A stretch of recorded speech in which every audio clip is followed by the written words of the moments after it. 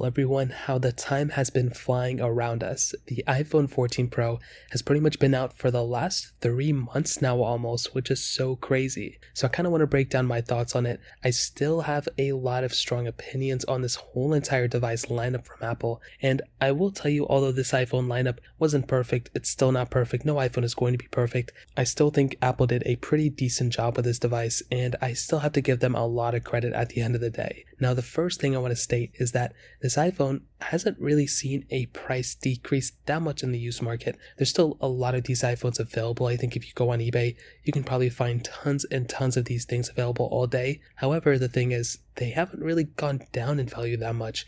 And the main reason for that is because a lot of people are still wanting to pick up these types of iPhones, and they are just not available that recent to be shipped to you in the brand new market. Essentially, if you're wanting to go ahead and buy a brand new iPhone 14 Pro, there are tons and tons of delays with these devices. So that is kind of the big problem here. I don't want to say it's like the biggest deal in the world, but if you were planning on buying an iPhone 14 Pro, you have to remember that you have to order it like almost a month in advance. So these things are still being delayed 3 months later, which is kind of crazy. Now obviously they're not 3 months delayed, but if you were wanting, if you were somebody who wanted to go ahead and basically pick up an iPhone, you are going to have to order it at least a month or a few weeks in advance to actually go ahead and, get it delivered to you in a reasonable time. Now, these iPhones, if I just go ahead and go on eBay and just go into the 14 Pros and just kind of see which ones have been sold recently, it looks like they're still going for pretty much the $1,000 price tag.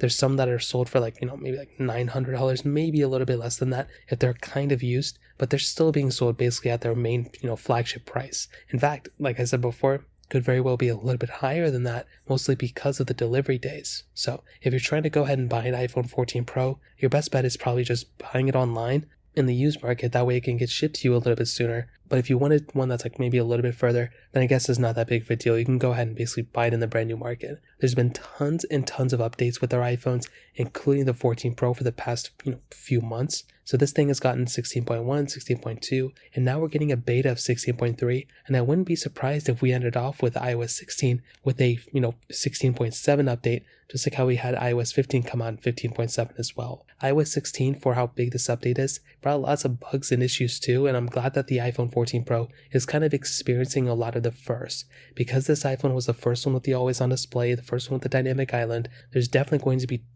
be tons of issues regardless. But I'm happy that the iPhone 14 Pro, a lot of people are using it because Apple is pretty much wanting to get this iPhone perfected as possible, because this design is not going anywhere anytime soon. So that always on display feature, we're now getting more customizations within it. We're having the ability of turning off the always on display, specifically the wallpaper and the notifications if we don't want them displayed there. That's another really big deal. We're getting small other improvements here and there, and improvements in the bug fixes and the stability. Accessories still are coming out for the most part. There's new little tweaks for the dynamic island. The always on display is getting some cool stuff too. And even with iOS 16 specific features, there's lots of improvements going on there as well. So I think ultimately there's tons of cool things with the 14 Pro about 3 months later. I still haven't switched over to this iPhone as my full device, but between this, my Pixel 7 and my iPhone 14, this is one of the main devices I'm using besides my main personal device that I use on an everyday basis. So that kind of covers up everything that we've kind of seen with this specific device the last few months. If you have any other thoughts or questions, please let me know in the comment section below. Hit the like button, that would mean so much, but definitely hit that subscribe button. More importantly than everything else, I love every single one of you guys. Hopefully I'll catch you guys in the next video. Peace out till then.